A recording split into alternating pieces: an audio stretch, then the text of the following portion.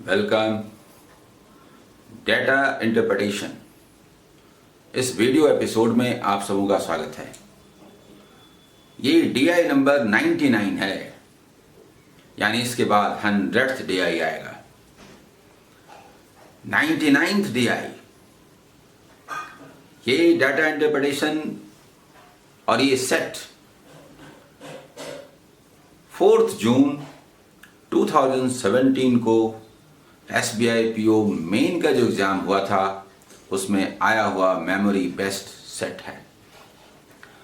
Students बहुत परेशान हुए थे क्योंकि क्वेश्चन को उस गहराई में जिस रूप में पूछा गया था उसके लिए अधिकतर स्टूडेंट तैयार नहीं थे और चैप्टर पर वो ज़्यादा जोर नहीं दे रहे थे, जबकि DI से लेकर के दूसरे सेक्शन में चैप्टर्स को जोड़ दिया गया, कैसलेट से लेकर DI तक। उस एग्जाम में बोर्ड एंड स्ट्रीम से क्वेश्चंस आए, DI आया, टाइम एंड वर्क से आया, time and distance, caselet, probability, profit and loss. आप समझ रहे हैं? ये बदलते हुए पैटर्न को बताता है और आगे आने वाले दिनों में जो SBI के दूसरे एग्जाम्स होंगे, इसके अलावा IBPS के जो एग्जाम्स होंगे वो संभवतः इसको फॉलो करें। हम सभी लोगों को इसके लिए तैयार हो जाना चाहिए। बदलते पैटर्न का मतलब क्या है? टाइम एंड वर्क और इसका section pipes and system, time and distance, train, board and stream, even chapters, इस ओर ज्यादा जोर दिए जाएंगे। कोई फर्क नहीं पड़ता चैप्टर पर यदि आपका कमांड है। आज भी आप देखेंगे कि चैप्टर पर जिनका कमांड है, पूरा कमांड, एक क्वेश्चन बना लेना अलग बात है, लेकिन DI और कैसलेट के रूप में क्वेश्चन के समूह को 4-5 क्वेश्चन को सॉल्व करना अलग बात है। उसके लिए चैप्टर पर पूरा कमांड चाहिए। तो आइए एंजॉय करते हैं। ये टाइम एंड वर्क का सवाल है, हम लोग डिटेल बात करेंगे, सबों को समझ में आना चाहिए। क्वेश्चन टेढ़ा हो, कुछ भी हो, समझ में क्यों नहीं आएगा। A, B डायरेक्शंस हैं कि A, B, C, D and E are persons, 5 persons employed to complete a job X. Line graph shows the data regarding the time taken by these persons to complete the job X. Table 2 shows the actual time for which every one of them worked on the job. एक बार आप इन questions को देख लें। ये line graph है, इसमें ये 5 persons की का रेट दिया हुआ है कि किसी वर्क को करने में ये 10 डेज लेते हैं, ये 12 लेते हैं, 15 लेते हैं, 18 लेते हैं, 20 डेज लेते हैं। ये रेट है। ए का रेट सबसे ज्यादा है, 10 डेज में ही खत्म कर देता है। ई का रेट सबसे कम है, 20 डेज लगता है। इसकी इफिशियंसी सबसे कम है, इसकी इफिशियंसी सबसे ज्यादा है। टाइम दिया हुआ है यहाँ, ये सिंपल लाइन डायग्राम है। और यहाँ पर दिया हुआ है कि जो 5% है एक्चुअली काम कितने दिन करते हैं। यानी अगर कुछ अलग से मेंशन ना हो तो A 2 डेज वर्क करता है, B का दिया हुआ नहीं है, C 3 डेज एक्चुअली वर्क करता है, D पता नहीं कितने दिन काम करता है और E 2 डेज वर्क करता है। ये लिखा हुआ है और इनके रेट्स दिए हुए कि कितने कितने दिन में खत्म कर सकते हैं। ठीक है। नोट में all the persons worked on the job X for whole number of days. ऐसा नहीं होता कि 1.5 डेज वर्क करेंगे, नहीं। 1 डे मैंने 1 day, 2 day, 5 day, 7 day, whole number of days. और number 2 jobs Y and Z are similar to job X। कोई फर्क नहीं पड़ता, X बोले, जॉब X बोले, जॉब Y बोले, जॉब Z बोले, कुछ भी बोले, वो एक ही तरह का है। यानी X अगर कोई 10 डेज में कर सकता है तो Y वर्क को भी 10 डेज में ही करेगा और Z वर्क को भी 10 डेज में ही करेगा। And require same efforts as required by the job X। समझ गए? तो इसमें तो कोई प्रॉब्लम नहीं है, समझ रहे हैं? और इस पर क्वेश्चंस होंगे। इसमें 2 अप्रोच हैं। आगे बढ़ने के पहले मैं बात करता हूं। एक होता है वर्क करवा लेना। आइए 1 डे आप वर्क कीजिए, 1 डे आप वर्क कीजिए, 1 डे आप वर्क कीजिए। 1/10 आप वर्क कीजिए, 1/12 आप वर्क कीजिए, 1/15 आप वर्क कीजिए। Works can be added, subtracted, work days can not be added. एक ए 5 डेज में करेगा और बी 7 डेज में, तो दोनों मिलकर 12 डेज नहीं होगा। लेकिन ए 5 टॉयज बना सकता हो 1 डे में और बी 7 टॉयज बना सकता हो, तो दोनों मिलकर 1 डे में 5 + 7 12 टॉयज बना सकते हैं। तो ये जो मूल जो परंपरागत तरीका है उसके मुताबिक है कि पर डे वर्क करा लेना, जिसमें कि जितने जितने वर्क्स हैं उनको ऐड कर सकें। तो वो एक तरीका है। और दूसरा है कि वर्क को डिफाइन कर देना सुटेबल नंबर के रूप में, और तब उन वर्क को कर लेना, चुन लेना यूनिट्स के रूप में। दोनों ही मेथड का अपना महत्व है, और मैं ये नहीं बोलने जा रहा which one is the best. Data पर डिपेंड करता है। यदि किसी ने काम किया, किसी ने छोड़ दिया और सिंपल नजर आ रहा है, तो वर्क को न्यू वे में डिफाइन कर देना नंबर ऑफ यूनिट्स में फायदेमंद होता है। और यदि वो कॉम्प्लेक्स हुआ तो फिर पर डे वर्क करा लेना पसंद करते हैं, और दोनों का ही इस्तेमाल आप करेंगे। किसी क्वेश्चन को दोनों मेथड से भी बनाया जा सकता है, लेकिन सहज, सरल, नेचुरल वे में कौन सी चीजें स्ट्राइक करती हैं, कौन से फैक्टर प्रभावित करते हैं, उसके आधार पर हम फैसला करेंगे कि किस मेथड से बनाया जाना चाहिए। तो पहले वर्क को हम डिफाइन कर लेते हैं। एक बार डिफाइन करना है, फिर आगे जरूरत नहीं है।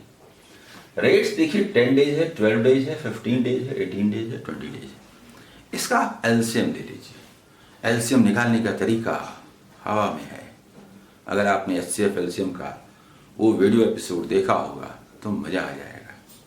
एलसीएम बोलिएगा 5 × 4 × 9 180, दैट इज एलसीएम।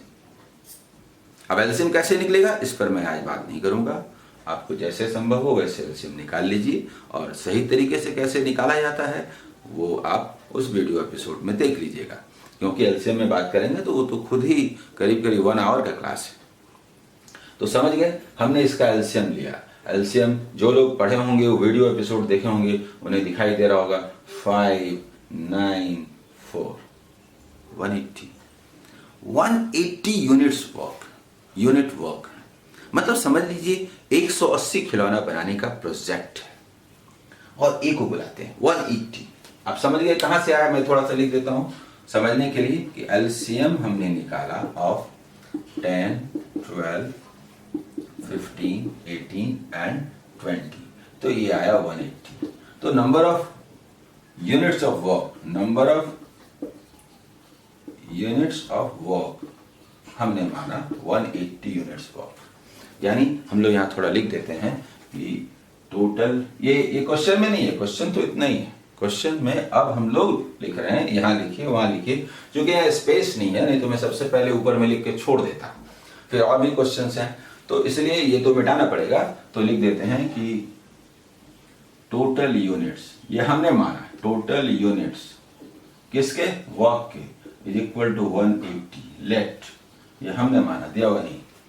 अब इससे क्या होता है आप थोड़ा समझिए, कलर ही चेंज कर देता हूं। देखिए कि ए को बुलाइए। हाँ, तो आप पूरे वर्क को कितने दिनों में कर सकते हैं? तो 10 डेज में कर सकते हैं। अच्छा, 10 डेज में वर्क कर सकते हैं ना, वर्क तो 180 यूनिट है। 10 डेज में 180, तो 1 डे अगर काम करवाएंगे तो आप कितना खिलौना बना सकते हैं? 18। 10 डेज में 180 कर सकते हैं, तो ये 18 यहाँ लिख देता हूँ, यूज करूंगा। Number of unit per day, एक दिन में 1 डे में 18, 2 डेज में 36, बड़ा काम कर लीजिए, देखिएगा मजा आ जाएगा। बी 12 डेज में 180, तो 1 डे में 15 टॉयज बना सकता है। सी टॉयज मैंने समझने के लिए कहा है, यूनिट ऑफ वर्क बोल सकते हैं। 15 डेज में 180, तो 12 टॉयज बना सकते हैं। सी 10 टॉयज बना सकते हैं, और ये सबसे कम 9 टॉयज बना सकते हैं। ये समझ में आ रहा है? इसको मैं ऐसे कर दूं ताकि साफ नजर आए आपको कि हो क्या रहा है। हाँ, तो आप देखिए, यानी बी को अगर 2 डेज वर्क कराएंगे तो 30 यूनिट वर्क करेगा। 30 यूनिट पूरे यूनिट का क्या है? 31/6 वर्क करेगा। यानी ये वर्क का पार्ट सब कुछ निकाल सकते हैं। ये बहुत अच्छा तरीका है, और जहां यूज होगा वहां तो इसका जवाब नहीं है। आइए, तो ये समझ गए क्या है? बस एक बार उसको डिफाइन करने का है, और इसमें ज्यादा समय लगना नहीं है, ये आप समझ रहे हैं। ये तो समझाना है, इसलिए मैं लिख रहा हूं। ओके, आइए अब हम लोग फर्स्ट क्वेश्चन की ओर चलते हैं। डिटेल समझाएंगे।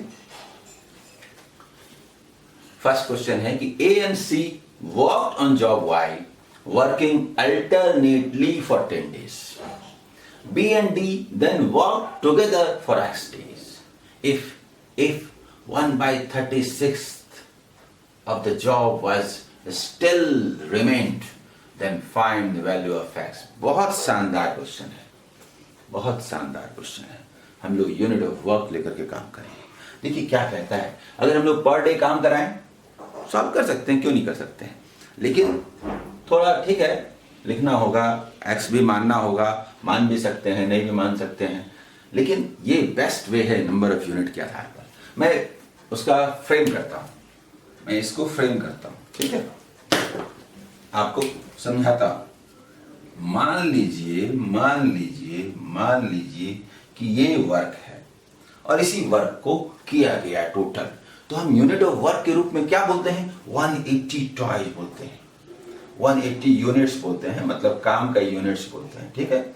ये 180 यूनिट्स टॉयज बनाए गए। अच्छा देखते हैं कैसे कैसे बनाए गए।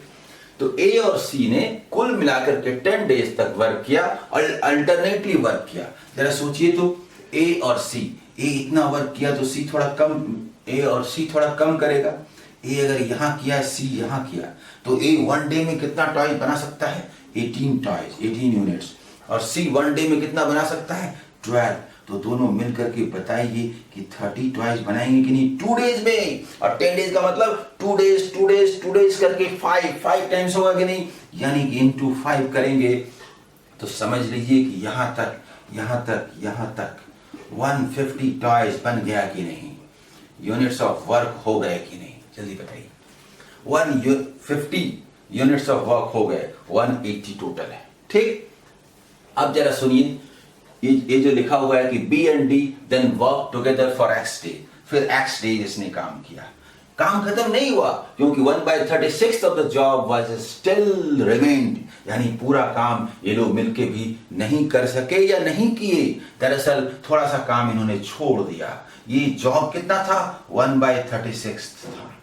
1/36 किसको बोलते हैं, 5 यूनिट को बोलते हैं। जरा मुझे बताइए कि 5 यूनिट को बोलते हैं, यानी 180 में से 5 यूनिट वर्क नहीं किए गए, 175 यूनिट ही वर्क किए गए, 175 यूनिट वर्क ही किए गए, ओके। 175 में 150 यूनिट्स वर्क हो चुके हैं, सिर्फ 25 यूनिट्स बाकी हैं। इसे ही किन्होंने किया, बी एंड डी ने किया, बी एंड डी ने मिलकर के इसे किया। बताइए कि ये कितने दिनों में किया, और ये कहा है B and D then work together, B और डी दोनों मिलकर के एक साथ काम करते हैं। तो बताइए कि उन्होंने कितने दिनों में 25 यूनिट वर्क किया। क्वेश्चन तो क्लियर है, समझ में आ रहा है। अब आप बताइए बी और डी का क्या है, कुछ नहीं है। बी 15 यूनिट वर्क कर सकता है और डी 10 यूनिट वर्क कर सकता है, यानी 25 यूनिट्स वर्क पर डे कर सकते हैं। अगर 50 यूनिट्स वर्क करना होता तो 2 डेज लगता, लेकिन यहां तो 25 यूनिट्स वर्क ही करना है ना। जरा गौर कीजिए कि बी का कितना है, 15 और डी का कितना है 10, यानी बी प्लस डी का कितना हुआ 25 यूनिट्स पर डे हिसाब है। तो क्या ये 1 डे न लगा। एक्स डेज का मतलब इन्होंने एक्स डेज वर्क किया का मतलब कितना दिन वर्क किया, 1 डे वर्क किया। आंसर बोलिए 1 डे होगा कि नहीं, बोलिए ये मेथड बेस्ट है कि नहीं। समझ में आया, मेरे ख्याल से सबों को समझ में आ गया होगा। एक बार और देख लीजिए, 180 यूनिट्स वर्क हमने माना है, 1/36 यानी 5 यूनिट वर्क नहीं हुए, यानी 175 यूनिट वर्क किए गए। ए और सी ने, जो कि 30 अल्टरनेटली काम करते हैं, पहले फर्स्ट डे ये, सेकंड डे ये, थर्ड डे फिर ए, फोर्थ डे सी, तो 30 यूनिट वर्क होते हैं 2 डेज में। तो 30 करके 5 टाइम्स, क्योंकि 10 डेज वर्क चले तो 10 डेज का मतलब हुआ कि 2 करके 5 डेज करके 10 डे यहां तक, तो 30 into 5 यानी 150 यूनिट। बाकी जो 25 यूनिट वर्क है वो बी और डी ने किया। हम लोग देख चुके हैं कि बी और डी जो हैं वो 25 यूनिट वर्क कर सकते हैं एक साथ। एक दिन में, और इतना ही बाकी है इसलिए 1 ही डे वर्क किया, इसलिए बी और डी का जो वर्क हुआ वो 1 डे ही हुआ। तो मेरे ख्याल से आपको समझ में आ गया होगा। अगले क्वेश्चन की ओर चलते हैं, ठीक है। सेकंड क्वेश्चन आइए।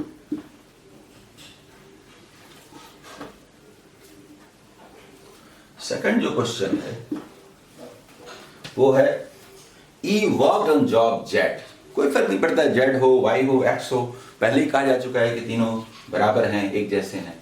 ई worked on job Z for 5 days, okay, and the remaining job was completed by A, B and D who worked on alternate days starting with A followed by B and D in that order. Find the number of days B worked for. बहुत बढ़िया सवाल है। सुनिए क्या है। ई ने सबसे पहले 5 days वर्क कर लिया। मैं बना देता हूं, आइए, ठीक रहेगा, समझ में आएगा। देखिए मैं बना देता हूं। ई जो है ई 5 days वर्क करता है। मान लीजिए यहां तक वर्क किया, 5 days वर्क किया, तो 5 days में इसने कितना काम किया हमें मालूम है। ई 1 day में 9 टॉयज बनाता है, तो 9 into 5 यानी कि 45 टॉयज ई ने बनाया या यूनिट्स वर्क किया। ई का हो गया 5 day। इसके बाद क्या है, ए बी डी अल्टरनेटली आते हैं, यानी ये जो 5 days वर्क कर लिया इसके बाद ऑर्डर में आते हैं। 6th डे में एक दिन के लिए वो ए आता है, फिर 7th में बी आता है, फिर 8th में ए आता है, फिर 9th में फिर ए, 10th में फिर बी, ऐसे करके अल्टरनेटली चलते हैं। तो थोड़ा सोचिए पहले कि ए आए, बी आए और डी आए। ये ए आए, बी आए और डी आए, तो आप जरा देखिए ए बी डी का रेट क्या है, कितना कितना एक दिन में टॉयज बना सकता है। ए का देखिए, ए का 18 टॉयज बना सकता है। बी का देखिए कितना है, 15 टॉय बना सकता है। और डी का कितना है, 10 टॉय बना सकता है। देखिए ए जो है 18 टॉयज, बी जो है वो 15 टॉय और डी जो है 10 टॉय बना सकता है। कहने का मतलब ये है कि 43 टॉयज बना सकते हैं। 43 यूनिट्स वर्क ये लोग 3 days में कर सकते हैं, 3 days में कर सकते हैं। बोलिए हर 3 days पर 43 यूनिट वर्क करेंगे। आप जरा सोचिए वर्क कितना है, 180 यूनिट का है। 45 यहाँ हो चुका, 43 करके 3 days का अगर हम ब्लॉक बनाते हैं तो इंटू 3 करने से 129 आता है, 129 आता है, 129 आता है। ऐसा 3 days का 3 ब्लॉक अगर चलेगा 43 into 3 तो 129 आता है। यानी 129 और 45, यानी कि आप समझ लीजिए 129 और 45 में कैसे ऐड करेंगे, 1 इसको दे दीजिए तो 130 और 44, तो 174 यूनिट वर्क हो चुके हैं। यहां तक हो चुके हैं, ठीक है। उसके बाद वर्क किसको वर्क करना है, क्या करना है, तो फिर ए को आना है। ए आएगा और वर्क करेगा। ए कितना टॉयज बाकी है, 6 टॉयज बाकी है, बस 6 टॉयज बाकी है। ए आएगा, ए एक दिन में कितना बना सकता है, 18 टॉयज बना सकता है। तो 6 टॉयज बनाने में 1 डे से कम ही लगेगा, यानी कि ये फिनिश हो जाएगा। ए को कितना टाइम लगेगा उसकी हमको जरूरत नहीं है, पूछा नहीं है। सिर्फ मैं ये कहना चाहता हूं, फिर से समझ लीजिए एक बात कि ई ने 5 days वर्क किया, यानी 45 यूनिट वर्क किया। उसके बाद ए बी डी अल्टरनेटली काम करेंगे, तो फर्स्ट सेकंड थर्ड 3 days में 43 टॉयज बनेगा। तो 43 करके 129 टॉयज बनाने में 9 days लगे, और 45 इतना 174। आपके मन में सवाल आएगा इंटू 3 क्यों किए, इंटू 4 क्यों नहीं किए, इंटू 4 क्यों नहीं किए, तो इंटू 4 के लिए हमारे पास जगह ही नहीं है, उतना काम ही नहीं है। ये तीनों के काम करने का जहां तक सवाल है वो इतना ही है। इसके बाद ए या बी कोई खत्म कर देंगे, सी तक बात जाएगी नहीं, इसलिए हमने 129 ही लिया। 4 टाइम्स करने से 180 से ज्यादा हो जाता है, इसलिए हमने नहीं लिया। इसलिए वर्क अभी तक हुआ है 174। आप 180 मान के बात कर सकते हैं, या 45 यूनिट बात हो चुका है तो 135 मान के बात कर सकते हैं। आप ये भी बोल सकते हैं कि 174 हम ना लें, 45 यूनिट तो वर्क हो चुका है, तो वर्क कितना बाकी है, तो 135 यूनिट वर्क बाकी है। 135 यूनिट बाकी है, तो 43 का टेबल पढ़िए, 135 आ जाए या उससे लेस रहे, तो आप देखते हैं 3 टाइम्स में 129 आता है, यानी जो बाकी 6 टॉयज हैं वो करने हैं। नेचुरली ए आएगा और उसको 1 डे नहीं लगेंगे क्योंकि 18 टॉयज कर सकता है, इसको 1/3 ऑफ अ डे लगेगा। आप क्या देखते हैं, ए कितने दिन काम किया, ए 3 डेज यहां किया और 1/3 यहां किया। बी कितने दिन काम किया, 3 डेज किया। डी कितने दिन काम किया, डी उसने भी 3 डेज किया। ई कितने दिन काम किया, 5 डेज वर्क किया। पर ये सब बात करने की जरूरत क्या है, हमसे ये पूछा गया है कि इस पूरे वर्किंग स्टाइल में ये बताइए कि नंबर ऑफ डे जो बी ने वर्क किया, तो बी ने 3 डेज वर्क किया, फिनिश्ड। बी ने कितने दिन काम किया, 3 डेज। अगर ये पूछा जाता कि ए ने कितने दिन वर्क किया, तो हम लोग बोलते 3 and 1/3 डेज। अगर पूछा जाता डी ने कितने वर्क किया, तो हम लोग बोलते 3 डेज। अगर पूछा जाता ई, तो ई क्यों पूछा जाएगा भाई, ई तो दिया ही हुआ है कि 5 डेज वर्क किया। तो ये समझ गया। अब हम लोग, ये सेकंड क्वेश्चन था हमारा, अब हम लोग थर्ड क्वेश्चन की ओर चलते हैं। आई third question, if A C and E worked on job Z, क्या फर्क पड़ता है जेड हो या एक्स हो या वाई हो, जेड, फॉर 2 days each, ए भी 2 days, सी भी 2 days, E again 2 days, 2 days each, and the remaining job was done by B and D. Okay, 3 यहां बाकी 2 यहां। If the ratio of number of days for which B and D worked is in the ratio 20:21, then find the number of days for which B worked. देखिए ऐसा है कि ए सी ई जो है वो वर्क करते हैं 2 days करके। तो ये वाला पार्ट जो हमें दिखता है वो जो नंबर ऑफ यूनिट्स करके ले लेते हैं, बहुत आसानी से हो जाता है। लेकिन and the remaining job was done by B and D, बाकी काम जो बी एंड डी करते हैं यहां भी दिया हुआ नहीं है। वो कहते हैं कि if the ratio of number of days for which B and D worked is in the ratio 20:21, यानी बी ने अगर 20 डेज वर्क किया तो डी ने 21 डेज वर्क किया, ऐसे है, डेज के रूप में है ना। तो इसलिए इसको हम लोग डेज वाले के रूप में यूज करते हैं, इसमें हम लोग यूनिट्स नहीं लेते। तो कैसे करेंगे, देखिए ये हमारा थर्ड नंबर क्वेश्चन है। मैप देखिए इस क्वेश्चन का, मैप देखिए कि ये सभी 2-2 दिन काम करते हैं। तो क्या फर्क पड़ता है, तीनों मिलके काम कर लें, जो भी कर लें, ए प्लस बी प्लस सी, मान लीजिए जैसे भी काम किए 2 days तीनों ने काम किया, ऐसे बोलते हैं। इसके बाद बी और डी काम करते हैं, बी प्लस डी, और रेशियो होता है 20:21 का। ये टाइमिंग का रेशियो है। हम इसको मान लेते हैं कि इन्होंने 20x डेज वर्क किया, इन्होंने 21x डेज वर्क किया। ये सीधा है, इसलिए यहां पर ऐसे ही मानना चाहिए। And the work is just completed. आप जरा सोचिए कि ए बी सी 2 days में कुल मिला के कितना काम करेंगे। तो A C D, sorry A B C नहीं, ए सी ई जो है वो 2 days में कितना काम करेंगे, 18 12, यानी हो गया 30 और 9 39, होगा कि नहीं बोलिए। तो ये कितना है 18, सी कितना है 12, जो यूनिट वर्क कर सकता है, खिलौना बना सकता है, टॉय बना सकता है, और ये 9, तो ये 39 टॉयज हुए कि नहीं, यूनिट वर्क हुए कि नहीं। तो ये 39 into 2 होगा कि नहीं, क्योंकि 2 days है, 1 day में इतना है ना, 2 days में, यानी कि 78 यूनिट वर्क हुए कि नहीं। आप मुझे बताइए कि टोटल वर्क क्या है। टोटल वर्क जो है वो 180 है, तो 78/180 वर्क हो चुका है। तो बाकी कितना है, तो बाकी हम लोग इसको पहले कैंसिल कर लेते हैं, अच्छा रहेगा। देखिए 13/30 वर्क हो चुका है, यानी जो वर्क बाकी है वो है 17/30 वर्क बाकी है। टोटल 180 है ना, उसमें 78 टॉयज बने, यूनिट्स वर्क बने, यानी 13/30 बने। तो इसका मतलब रेस्ट 1 में लेस कीजिए, मतलब ऐसे 1 - 13/30, तो आएगा ना 17/30। ये आएगा, ये लिखे नहीं, ये तो अपने मन में कीजिए। तो 17/30 वर्क बचे, जिसको कि बी और डी ने किया।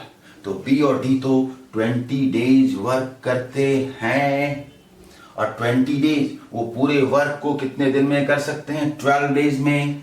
तो उन्होंने इतना यूनिट वर्क किया, कितने दिनों में कितना वर्क किया। फिर देखिए डी जो है वो 18 डेज में वर्क कर सकते हैं, तो इतने दिनों में उन्होंने कितना वर्क किया, and the total work is this. इसको थोड़ा ढंग से सॉल्व करते हैं। कैसे करते हैं? 3 से 7 टाइम्स, 3 से 6 टाइम्स। इसको जस्ट 6 बनाते हैं, इसको 10 बनाते हैं, अच्छा लगता है। नहीं, और नहीं काटते, क्योंकि ये 10 और 7 17x/6 हो जाता है, 17x by 6 हो जाता है। और यहां पर देखिए 17/30 हो जाता है, कैंसल, x = 1/5। देखिए 6 से कैंसिल कीजिए, 5 टाइम्स 1/5, x = 1/5 हो गया। x का वैल्यू 1/5 है। तो हम लोगों ने देखा कि b ने कितने दिन वर्क किया? 20x, और d ने कितने दिन वर्क किया? 21x। अगर हमें b निकालना हो तो 20 × 1/5, अगर हमें d निकालना हो तो 21 × 1/5। पर हम d क्यों निकालें? क्योंकि हमसे पूछा गया है कि b ने कितने दिनों तक वर्क किया, समझ गए? इसलिए इसकी जरूरत नहीं है। हम लोग सिर्फ 20 × 1/5 ये करते हैं, यानी 4 डेज, यानी b ने 4 डेज वर्क किया, 4 डेज वर्क किया। बोलिए, ये क्वेश्चन समझ में आया कि नहीं? देख लीजिए, मतलब ए बी सी का टोटल यूनिट 1 डे में 39 होता है। 2 डेज वर्क किया तो 78 किया, टोटल 180 है। 13/30 वर्क है, 1 में लेस किया, तो 17/30 वर्क को बी और डी ने किया। 20:21 के रेशियो में नंबर ऑफ डेज है जो कि उन्होंने काम किया, 20x 21x, और इसको हमने सॉल्व किया तो ये आया। तो ये समझ गए? अब हम लोग चलते हैं बाकी क्वेश्चंस की ओर, ठीक है?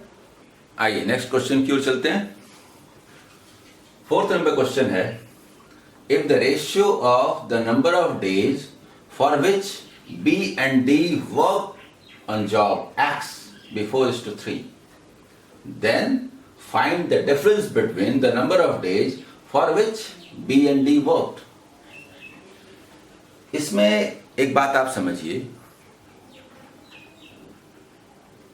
एज यूजुअल जैसे लोग काम कर रहे हैं वैसे काम चल रहा है, और इसी में स्टूडेंट को दिक्कत होती है।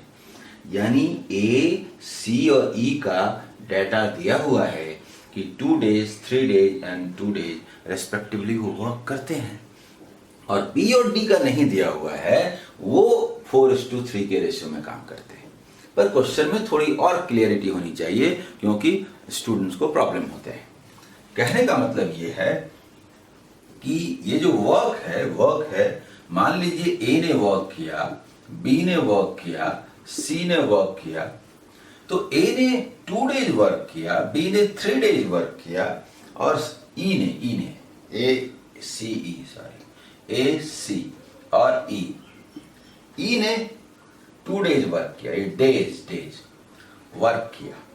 रेस्ट वर्क को बी एंड डी ने 4:3 के रेशियो में किया। थोड़ा और क्लियर कर दूं, 4:3 के रेशियो में किया। इसी में स्टूडेंट को कंफ्यूजन होता है कि इसका जिक्र नहीं, वो वही है। तो समझ लीजिए, आप जानते हैं कि 180 यूनिट जो है वो टोटल वर्क है हमारा। बोलिए 2 डेज वर्क करेगा ए, तो 18 × 2 36 यूनिट वर्क कर चुका। सी 12 यूनिट वर्क करता है, तो 12 × 3 एक दिन में 12 खिलौना बनाता है, 12, तो 3 डेज में 36 बनाया। और सी ई जो है 9 टॉयज करके बनाता है, 9 × 2 यानी 18 बनाया। ये 72 और 18 यानी 90 यूनिट वर्क ये लोग करते हैं। ए सी ई जो वर्क करते हैं, ए 2 डेज, सी 3 डेज और ई 2 डेज, तो वो दरअसल 90 यूनिट वर्क करते हैं। दैट मीन्स 180 में 90 कर दिए तो हाफ बचा कि नहीं? हाफ वर्क बचा कि नहीं, हाफ वर्क। अब ये चूंकि ये लिख रहा है कि 4:3 के रेशियो में करते हैं, तो बताइए कि दोनों ने जितने दिन काम किया उसमें डिफरेंस कितना था। चूंकि डेज कर दिया हुआ है तो नंबर ऑफ ट्राइस को यहां अवॉइड कर दीजिए, बना सकते हैं, अवॉइड कर दीजिए। आप मान लीजिए 4x डेज वर्क किया और इसने 3x डेज वर्क किया।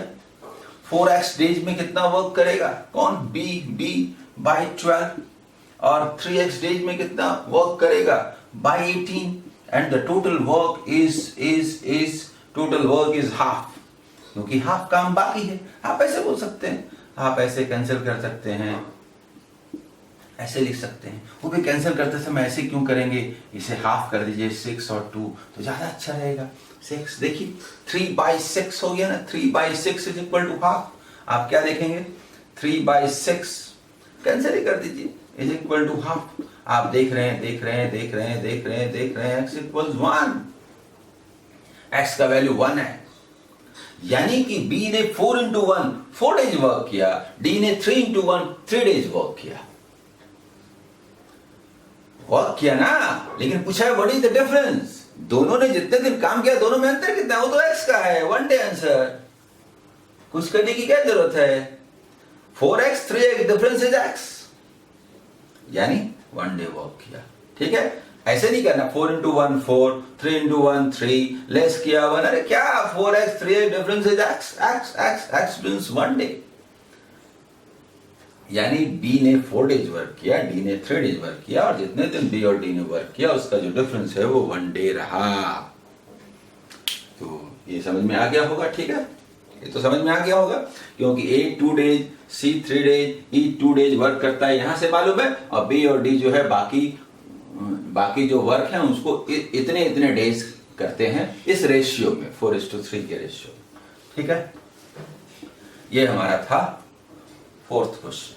और अब लास्ट क्वेश्चन, 5th क्वेश्चन, आइए देखते हैं क्या है। If C worked on job Y with 5/4 times his given efficiency and was assisted by B every 3rd day, then find the time taken by C to complete the job Y. Job Y हो X हो क्या फर्क पड़ता है, मैं आपको बताता हूं। बहुत सुंदर क्वेश्चन है, बहुत आसानी से आप बनाएंगे। ये वर्क है, ओके। देखिए C काम करता है, ठीक से समझाऊंगा एफिशिएंसी क्या है। फर्स्ट डे भी, सेकंड डे भी, थर्ड डे भी, C यहाँ भी ऐसे चलता है। लेकिन B जो उसको मदद करने के लिए आता है वो 3rd डे आता है। ठीक है, इफिशियंसी जिस रूप में हम लेना चाहे ले सकते हैं। अगर हम डेज के रूप में लेते तो डेज वाला लेते, और वर्क के रूप में ले रहे हैं तो वर्क वाला लेंगे। यहां तो हम वर्क के रूप में ले रहे हैं कि भाई हमारा 180 यूनिट वर्क है और इस काम को कितने दिन में किया जा रहा है देखते हैं। तो वर्क के रूप में लेते हैं तो C का देखिए वर्क का रेट क्या है, 12 यूनिट वर्क C कर सकता है, बना सकता है, यूजुअल है। और इफिशियंसी ज्यादा है तो वर्क ज्यादा होगा, तो होगा 5/4, यानी अब उसकी इफिशियंसी हो गई 15 यूनिट्स या टॉय जो भी बोल दीजिए। यानी कहने का मतलब कि पहले वो 12 टॉयज पर डे बनाता था, तो अब वो 15 टॉयज पर डे बनाएगा। अगर ये डेज के रूप में इफिशियंसी होती, अगर हम लोग डेज लेते तो बोलते कि ये 15 डेज में वर्क करता है, C जो है 15 डेज में वर्क करता है, इफिशियंसी 5/4 है, ज्यादा है तो टाइम कम लगेगा, 4/5 लगेगा, तो हम लोग 4/5 बोलते और तब बोलते 12 डेज में अब काम करने लगा। पहले 15 दिनों में काम कर सकता था किसी काम को, अब वो 12 दिन में खत्म कर सकता है, इफिशियंसी उसकी 5/4 हो गई। लेकिन ये चाहिए नहीं, इसका भी इस्तेमाल तब करते जब हमको इसकी जरूरत होती, यानी डेज वाले फॉर्मेट में बनाते। तो अब जरा बताइए, C 15 यूनिट वर्क रोज करता है, यानी 15 यहां भी किया, फर्स्ट डे भी, सेकंड डे भी, थर्ड डे भी, फोर्थ डे भी, वैसे ही करता जा रहा है। और B ओनली 3rd डे आता है, 3rd डे B 15 यूनिट, इसका तो पर डे का है ही 15 यूनिट। मुझे बताइए कि हर 3 दिनों के बाद बी आएगा, तो 3 डेज में कितना वर्क होगा, सी का 3 डेज का वर्क 45 और ये 45, 15 करके 45 और ये 15 यानी 60। हर 3 डेज पर 60 यूनिट्स वर्क होंगे, तो 180 यूनिट होने में 3 डेज का 3 ब्लॉक लगेगा कि नहीं, यानी 3 into 3 यानी 9 डेज होगा कि नहीं, यानी 9 days. None of these answer. ई जो है वो इसका आंसर है none of these, D none of these. Answer क्या होगा, 9 डेज। समझ में आया। सी जो है 15 टॉयज करके 3 डेज में बनाएगा 45 और बी थर्ड डे उसको हेल्प करने आ जाएगा 15 बना करके 60। अगले 3 डेज में भी ऐसा ही होगा, फिर 3 डेज में ऐसा ही होगा, तो ऐसा 60 करके 3 डेज में बनेगा। 180 यूनिट बनाने में 3 टाइम्स यानी 3 करके 9 डेज लगेंगे, यानी 9 डेज में वर्क खत्म होगा। वही, ये आपको समझ में आया कि नहीं।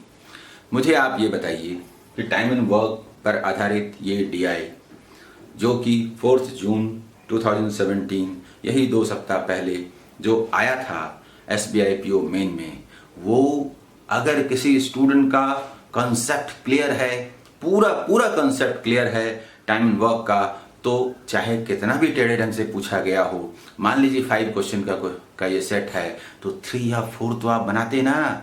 और ये तो ऐसा एग्जाम हुआ था जिसमें कि 35 में अगर कोई 10 ले आए तो ऊंचा रैंक मिलेगा। ऐसी स्थिति में अच्छा स्कोर करना आसान होता या नहीं।